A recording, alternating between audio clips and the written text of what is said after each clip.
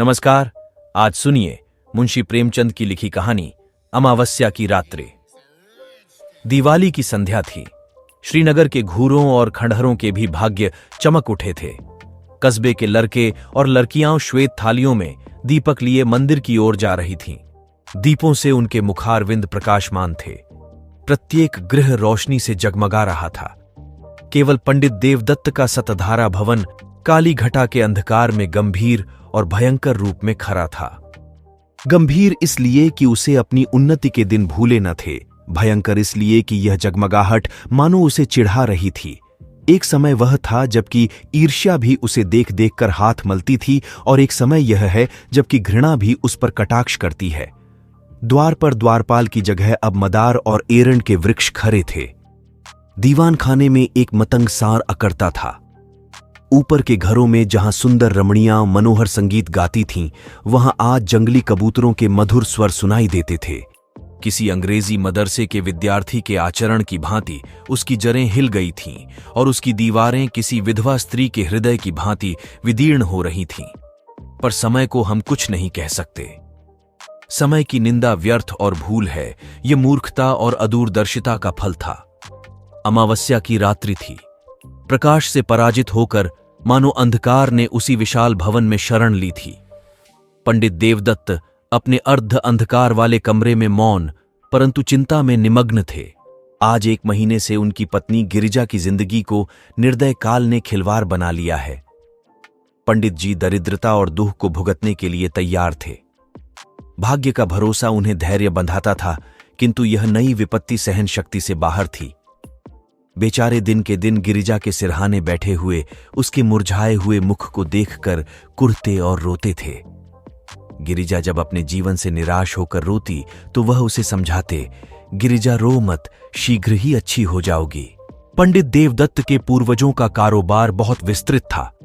वे लेन then किया करते थे। अधिकतर उनके व्यवहार बड़े बड़े चकलेदारों और रजवारों के साथ थे। उस समय ईमान इतना सस्ता नहीं बिकता था। सादे पत्रों पर लाखों की बातें हो जाती थीं। मगर सन 57 ईस्वी के बलवे ने कितनी ही रियासतों और राज्यों को मिटा दिया, और उनके साथ तिवारियों का यह अन्न धन पूर्ण परिवार भी मिट्टी में मिल गया। खजाना लुट गया, बही खाते पंसारियों के काम आए। जब कुछ शांति हुई, रियासतें फिर संभलीं, तो समय पलट चुका था। वचन लेख के अधीन हो रहा था तथा लेख में भी सादे और रंगीन का भेद होने लगा था। जब देवदत्त ने होश संभाला तब उनके पास इस खंडहर के अतिरिक्त और कोई संपत्ति न थी। अब निर्वाह के लिए कोई उपाय न था। कृषि में परिश्रम और कष्ट था। वाणिज्य के लिए धन और बुद्धि की आवश्यकता थी। विद्या भी ऐसी नहीं थी कि कहीं नौकरी करते परिवार की प्रतिष्ठा दान लेने में बाधक थी। अस्तु साल में 2-3 बार अपने पुराने व्यवहारियों के घर बिना बुलाए पाहुनों की भांति जाते और कुछ विदाई तथा मार्ग व्यय पाते उसी पर गुजारा करते। पैतृक प्रतिष्ठा का चिन्ह यदि कुछ शेष था तो वह पुरानी चिट्ठी पत्रियों का ढेर तथा हुंडियों का पुलिंदा, जिनकी स्याही भी उनके मंद भाग्य की भांति फीकी पड़ गई थी। पंडित देवदत्त उन्हें प्राणों से भी अधिक प्रिय समझते। द्वितीया के दिन जब घर घर लक्ष्मी की पूजा होती है, पंडित जी ठाट बाट से इन पुलिंदों की पूजा करते। लक्ष्मी न सही, लक्ष्मी का स्मारक चिन्ह ही सही। दूज का दिन पंडित जी के प्रतिष्ठा के श्रद्धा का दिन था। इसे चाहे विडंबना कहो चाहे मूर्खता, परंतु श्रीमान पंडित महाशय को उन पत्रों पर बड़ा अभिमान था। जब गांव में कोई विवाद छिड़ जाता तो यह सरे गले कागजों की सेना ही बहुत काम कर जाती और प्रतिवादी शत्रु को हार माननी पड़ती। यदि 70 पीढ़ियों से शस्त्र की सूरत न देखने पर भी लोग क्षत्रिय होने का अभिमान करते हैं, तो पंडित देवदत्त का उन लेखों पर अभिमान करना अनुचित नहीं कहा जा सकता जिसमें 70 लाख रुपयों की रकम छिपी हुई थी। वही अमावस्या की रात्रि थी, किंतु दीपमालिका अपनी अल्प जीवनी समाप्त कर चुकी थी। चारों ओर जुआरियों के लिए यह शकुन की रात्रि थी, क्योंकि आज की हार साल भर की हार होती है। लक्ष्मी के आगमन की धूम थी। कौरियों पर अशर्फियां लुट रही थीं। भट्ठियों में शराब के बदले पानी बिक रहा था।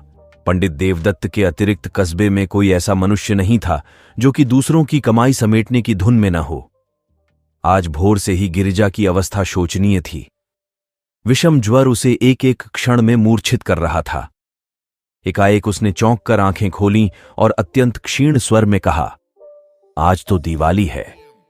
देवदत्त ऐसा निराश हो रहा था कि गिरिजा को चैतन्य देखकर भी उसे आनंद नहीं हुआ। बोला, हां, आज दिवाली है। गिरिजा ने आंसू भरी दृष्टि से इधर उधर देखकर कहा, हमारे घर में क्या दीपक न जलेंगे। देवदत्त फूट फूट कर रोने लगा। गिरिजा ने फिर उसी स्वर में कहा, देखो, आज बरस भर के दिन भी घर अंधेरा रह गया। मुझे उठा दो, मैं भी अपने घर दिए जलाऊंगी। ये बातें देवदत्त के हृदय में चुभी जाती थीं। मनुष्य की अंतिम घड़ी लालसाओं और भावनाओं में व्यतीत होती है। इस नगर में लाला शंकरदास अच्छे प्रसिद्ध वैद्य थे। अपने प्राण संजीवन औषधालय में दवाओं के स्थान पर छापने का प्रेस रखे हुए थे। दवाइयां कम बनती थीं, इश्तहार अधिक प्रकाशित होते थे। वे कहा करते थे कि बीमारी केवल रईसों का ढकोसला है और पॉलिटिकल इकोनॉमी के अनुसार इस विलास पदार्थ से जितना अधिक संभव हो टैक्स लेना चाहिए। यदि कोई निर्धन है तो हो, यदि कोई मरता है तो मरे। उसे क्या अधिकार है कि बीमार पड़े और मुफ्त में दवा कराए। भारतवर्ष की यह दशा अधिकतर मुफ्त दवा कराने से हुई है। इसने मनुष्यों को असावधान और बलहीन बना दिया है।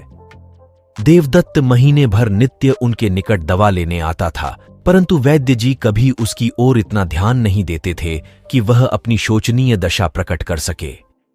वैद्य जी के हृदय के कोमल भाग तक पहुंचने के लिए देवदत्त ने बहुत कुछ हाथ पैर चलाए। वह आंखों में आंसू भरे आता, किंतु वैद्य जी का हृदय ठोस था, उसमें कोमल भाव था ही नहीं। वही अमावस्या की डरावनी रात थी। गगनमंडल में तारे आधी रात के बीतने पर और भी अधिक प्रकाशित हो रहे थे, मानो श्रीनगर की बुझी हुई दिवाली पर कटाक्षयुक्त आनंद के साथ मुस्कुरा रहे थे। देवदत्त बेचैनी की दशा में गिरिजा के सिरहाने से उठे और वैद्य जी के मकान की ओर चले।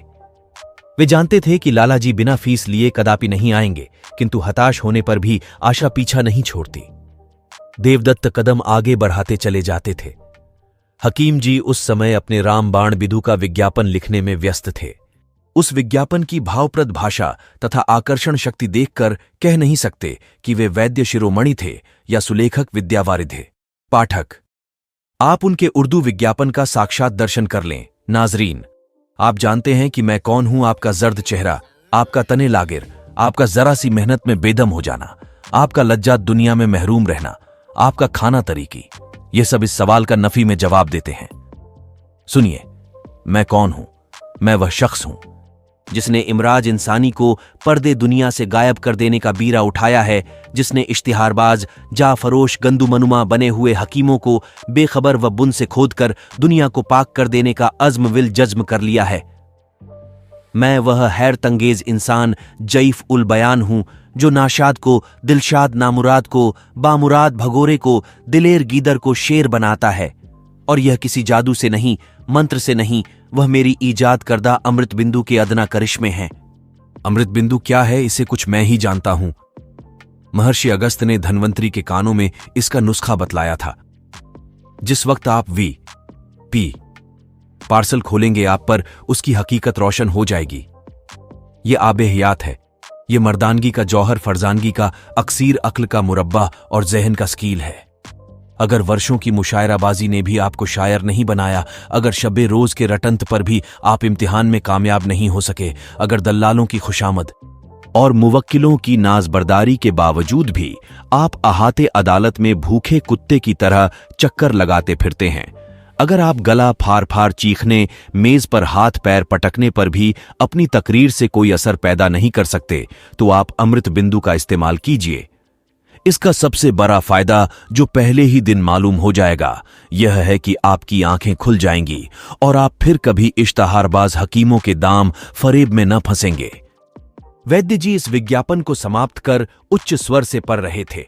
उनके नेत्रों में उचित अभिमान और आशा झलक रही थी कि इतने में देवदत्त ने बाहर से आवाज दी। वैद्य जी बहुत खुश हुए। रात के समय उनकी फीस दुगुनी थी। लालटेन लिए बाहर निकले तो देवदत्त रोता हुआ उनके पैरों से लिपट गया और बोला, वैद्य जी, इस समय मुझ पर दया कीजिए। गिरिजा अब कोई सायद की पाहुनी है, अब आप ही उसे बचा सकते हैं। यूं तो मेरे भाग्य में जो लिखा है वही होगा, किंतु इस समय तनिक चलकर आप देख लें तो मेरे दिल का दाह मिट जाएगा। मुझे धैर्य हो जाएगा कि उसके लिए मुझसे जो कुछ हो सकता था मैंने किया। परमात्मा जानता है कि मैं इस योग्य नहीं हूं कि आपकी कुछ सेवा कर सकूं, किंतु जब तक जीऊंगा आपका यश गाऊंगा और आपके इशारों का गुलाम बना रहूंगा। हकीम जी को पहले कुछ तरस आया, किंतु वह जुगनू की चमक थी जो शीघ्र स्वार्थ के विशाल अंधकार में विलीन हो गई। वही अमावस्या की रात्रि थी। वृक्षों पर सन्नाटा छा गया था। जीतने वाले अपने बच्चों को नींद से जगाकर इनाम देते थे। हारने वाले अपनी रुष्ट और क्रोधित स्त्रियों से क्षमा के लिए प्रार्थना कर रहे थे। इतने में घंटी के लगातार शब्द वायु और अंधकार को चीरते हुए कान में आने लगे। उनकी सुहावनी ध्वनि इस निस्तब्ध अवस्था में अत्यंत भली प्रतीत होती थी। यह शब्द समीप हो गए और अंत में पंडित देवदत्त के समीप आकर उस खंडहर में डूब गए। पंडित जी उस समय निराशा के अथाह समुद्र में गोते खा रहे थे। शोक में इस योग्य भी नहीं थे कि प्राणों से भी अधिक प्यारी गिरिजा का दवा दर्पण कर सकें। क्या करें इस निष्ठुर वैद्य को यहां कैसे लाएं जालिम? मैं सारी उम्र तेरी गुलामी करता, तेरे इश्तिहार छापता, तेरी दवाइयां कूटता। आज पंडित जी को यह झांत हुआ है कि 70 लाख की चिट्ठी पत्रियां इतनी कौड़ियों के मोल भी नहीं। पैतृक प्रतिष्ठा का अहंकार अब आंखों से दूर हो गया। उन्होंने उस मखमली थैले को संदूक से बाहर निकाला और उन चिट्ठी पत्रियों को, जो बाप दादों की कमाई का शेषांश थीं और प्रतिष्ठा की भांति जिनकी रक्षा की जाती थी, एक एक करके दिया को अर्पण करने लगे। जिस तरह सुख और आनंद से पालित शरीर चिता की भेंट हो जाती है, उसी प्रकार वह कागजी पुतलियां भी उस प्रज्वलित दिया के धधकते हुए मुंह का ग्रास बनती थीं। इतने में किसी ने बाहर से पंडित जी को पुकारा। उन्होंने चौंक कर सिर उठाया। वे नींद से अंधेरे में टटोलते हुए दरवाजे तक आए। देखा कि कई आदमी हाथ में मशाल लिए हुए खड़े हैं और एक हाथी अपने सूंड से उन एरंड के वृक्षों को उखाड़ रहा है जो द्वार पर द्वारपालों की भांति खड़े थे। हाथी पर एक सुंदर युवक बैठा है जिसके सिर पर केसरिया रंग की रेशमी पाग है। माथे पर अर्धचंद्राकार चंदन भाले की तरह तनी हुई नोकदार मूंछें, मुखारविंद से प्रभाव और प्रकाश टपकता हुआ कोई सरदार मालूम पड़ता था। उसका कलीदार अंगरखा और चुनावदार पैजामा, कमर में लटकती हुई तलवार और गर्दन में सुनहरे कंठे और जंजीर उसके सजीले शरीर पर अत्यंत शोभा पा रहे थे। पंडित जी को देखते ही उसने रकाब पर पैर रखा और नीचे उतरकर उनकी वंदना की। उसके इस विनीत भाव से कुछ लज्जित होकर पंडित जी बोले, आपका आगमन कहां से हुआ? नवयुवक ने बड़े नम्र शब्दों में जवाब दिया। उसके चेहरे से भलमनसाहत बरसती थी। मैं आपका पुराना सेवक हूं। दास का घर राजनगर है। मैं वहां का जागीरदार हूं। मेरे पूर्वजों पर आपके पूर्वजों ने बड़े अनुग्रह किए हैं। मेरी इस समय जो कुछ प्रतिष्ठा तथा संपदा है, सब आपके पूर्वजों की कृपा और दया का परिणाम है। मैंने अपने अनेक स्वजनों से आपका नाम सुना था और मुझे बहुत दिनों से आपके दर्शनों की आकांक्षा थी। आज वह सुअवसर भी मिल गया। अब मेरा जन्म सफल हुआ। पंडित देवदत्त की आंखों में आंसू भर आए। पैतृक प्रतिष्ठा का अभिमान उनके हृदय का कोमल भाग था। वह दीनता जो उनके मुख पर छाई हुई थी, थोड़ी देर के लिए विदा हो गई। वे गंभीर भाव धारण करके बोले, यह आपका अनुग्रह है जो ऐसा कहते हैं। नहीं तो मुझ जैसे कपूत में तो इतनी भी योग्यता नहीं है जो अपने को उन लोगों की संतति कह सकूं। इतने में नौकरों ने आंगन में फर्श बिछा दिया। दोनों आदमी उस पर बैठे और बातें होने लगीं। वे बातें जिनका प्रत्येक शब्द पंडित जी के मुख को इस तरह प्रफुल्लित कर रहा था जिस तरह प्रातःकाल की वायु फूलों को खिला देती है। पंडित जी के पितामह ने नवयुवक ठाकुर के पितामह को 25,000 रुपये कर्ज दिए थे। ठाकुर अब गया में जाकर अपने पूर्वजों का श्राद्ध करना चाहता था, इसलिए जरूरी था कि उसके जिम्मे जो कुछ आरण हो उसकी एक एक कौड़ी चुका दी जाए। ठाकुर को पुराने बही खाते में यह आरण दिखाई दिया। 25 के अब 75,000 हो चुके। वही आरण चुका देने के लिए ठाकुर आया था। धर्म ही वह शक्ति है जो अंतःकरण में ओजस्वी विचारों को पैदा करती है। हां, इस विचार को कार्य में लाने के लिए पवित्र और बलवान आत्मा की आवश्यकता है, नहीं तो वे ही विचार क्रूर और पापमय हो जाते हैं। अंत में ठाकुर ने कहा, आपके पास तो वे चिट्ठियां होंगी। देवदत्त का दिल बैठ गया। वे संभल कर बोले, संभवतः हो, कुछ कह नहीं सकते। ठाकुर ने लापरवाही से कहा, ढूंढिए, यदि मिल जाए तो हम लेते जाएंगे। पंडित देवदत्त उठे, लेकिन हृदय ठंडा हो रहा था। शंका होने लगी कि कहीं भाग्य हरे बाग न दिखा रहा हो। कौन जाने वह पुर्जा जलकर राख हो गया या नहीं। यदि न मिला तो रुपये कौन देता है।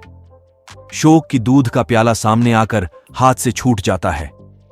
हे भगवान, वह पत्री मिल जाए। हमने अनेक कष्ट पाए हैं, अब हम पर दया करो। इस प्रकार आशा और निराशा की दशा में देवदत्त भीतर गए और दिया के टिमटिमाते हुए प्रकाश में बचे हुए पत्रों को उलट पुलट कर देखने लगे। वे उछल पड़े और उमंग में भरे हुए पागलों की भांति आनंद की अवस्था में 2-3 बार कूदे। तब दौड़कर गिरिजा को गले से लगा लिया और बोले, प्यारी, यदि ईश्वर ने चाहा तो तू अब बच जाएगी। उन्मत्तता में उन्हें एकदम यह नहीं जान पड़ा कि गिरिजा अब नहीं है, केवल उसकी लोथ है। देवदत्त ने पत्री को उठा लिया और द्वार तक वे इसी तेजी से आए मानो पांवों में पर लग गए। परंतु यहां उन्होंने अपने को रोका और हृदय में आनंद की उमड़ती हुई तरंग को रोककर कहा, यह लीजिए, वह पत्री मिल गई। संयोग की बात है, नहीं तो 70 लाख के कागज दीमकों के आहार बन गए।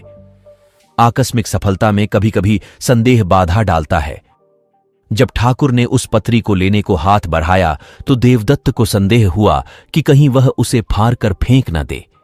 यद्यपि यह संदेह निरर्थक था, किंतु मनुष्य कमजोरियों का पुतला है। ठाकुर ने उनके मन के भाव को तार लिया। उसने बेपरवाही से पत्री को लिया और मशाल के प्रकाश में देखकर कहा, अब मुझे विश्वास हुआ। यह लीजिए, आपका रुपया आपके समक्ष है, आशीर्वाद दीजिए कि मेरे पूर्वजों की मुक्ति हो जाए। यह कहकर उसने अपनी कमर से एक थैला निकाला और उसमें से 1,000 के 75 नोट निकालकर देवदत्त को दे दिए। पंडित जी का हृदय बड़े वेग से धड़क रहा था। नारी तीव्र गति से कूद रही थी। उन्होंने चारों ओर चौकन्नी दृष्टि से देखा कि कहीं कोई दूसरा तो नहीं खड़ा है, और तब कांपते हुए हाथों से नोटों को ले लिया। अपनी उच्चता प्रकट करने की व्यर्थ चेष्टा में उन्होंने नोटों की गणना भी नहीं की। केवल उड़ती हुई दृष्टि से देखकर उन्हें समेटा और जेब में डाल लिया। वही अमावस्या की रात्रि थी। स्वर्गीय दीपक भी धुंधले हो चुके थे। उनकी यात्रा सूर्य नारायण के आने की सूचना दे रही थी। उदयाचल फिरोजी बाणा पहन चुका था। अस्ताचल में भी हल्के श्वेत रंग की आभा दिखाई दे रही थी। पंडित देवदत्त ठाकुर को विदा करके घर चले। उस समय उनका हृदय उदारता के निर्मल प्रकाश से प्रकाशित हो रहा था। कोई प्रार्थी उस समय उनके घर से निराश नहीं जा सकता था। सत्यनारायण की कथा धूमधाम से सुनने का निश्चय हो चुका था। गिरिजा के लिए कपड़े और गहने के विचार ठीक हो गए। अंतःपुर में ही उन्होंने शालिग्राम के सम्मुख मनसा वाचा कर्मणा सिर झुकाया और तब शेष चिट्ठी पत्रियों को समेटकर उसी मखमली थैले में रख दिया। किंतु अब उनका यह विचार नहीं था कि संभवतः उन मुर्दों में भी कोई जीवित हो उठे, वरन जीविका से निश्चिंत हो अब वे पैतृक प्रतिष्ठा पर अभिमान कर सकते थे। उस समय वे धैर्य और उत्साह के नशे में मस्त थे। बस अब मुझे जिंदगी में अधिक संपदा की जरूरत नहीं। ईश्वर ने मुझे इतना दे दिया है, इसमें मेरी और गिरिजा की जिंदगी आनंद से कट जाएगी। उन्हें क्या खबर थी कि गिरिजा की जिंदगी पहले कट चुकी है। उनके दिल में यह विचार गुदगुदा रहा था कि जिस समय गिरिजा इस आनंद समाचार को सुनेगी उस समय अवश्य उठ बैठेगी। चिंता और कष्ट ने ही उसकी ऐसी दुर्गति बना दी है। जिसे भरपेट कभी रोटी नसीब न हुई, जो कभी नैराश्यमय धैर्य और निर्धनता के हृदय विदारक बंधन से मुक्त न हुई, उसकी दशा इसके सिवा और हो ही क्या सकती है। यह सोचते हुए वे गिरिजा के पास गए और आहिस्ता से हिलाकर बोले, गिरिजा, आंखें खोलो।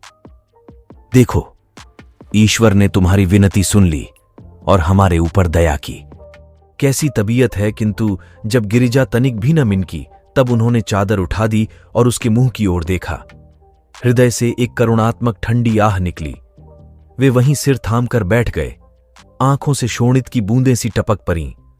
आह, क्या यह संपदा इतने महंगे मूल्य पर मिली है क्या? परमात्मा के दरबार से मुझे इस प्यारी जान का मूल्य दिया गया है।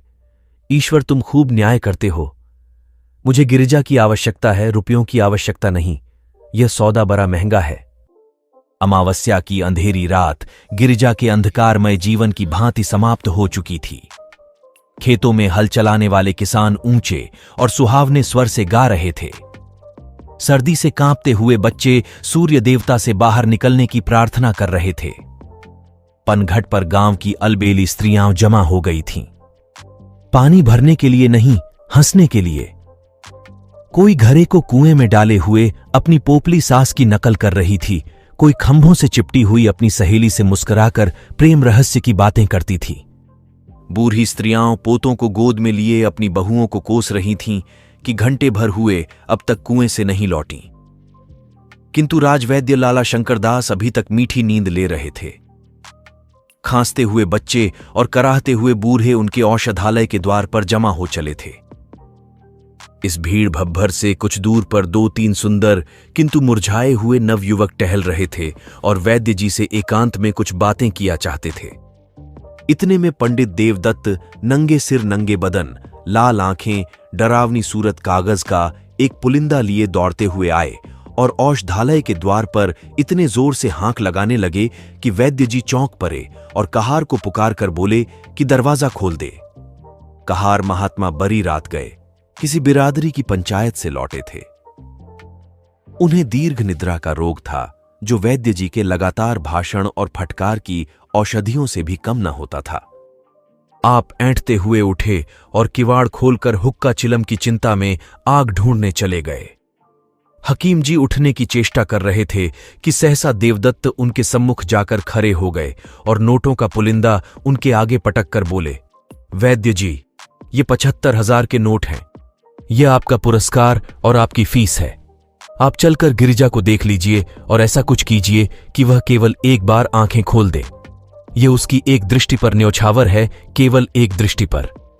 आपको रुपये मनुष्य की जान से प्यारे हैं, वे आपके समक्ष हैं। मुझे गिरिजा की एक चितवन इन रुपयों से कई गुनी प्यारी है। वैद्य जी ने लज्जामय सहानुभूति से देवदत्त की ओर देखा और केवल इतना कहा, मुझे अत्यंत शोक है, सदैव के लिए तुम्हारा अपराधी हूं, किंतु तुमने मुझे शिक्षा दे दी। ईश्वर ने चाहा तो ऐसी भूल कदापि न होगी। मुझे शोक है, सचमुच है। ये बातें वैद्य जी के अंतकरण से निकली थीं। आप सुन रहे थे मुंशी प्रेमचंद की लिखी कहानी अमावस्या की रात्रि।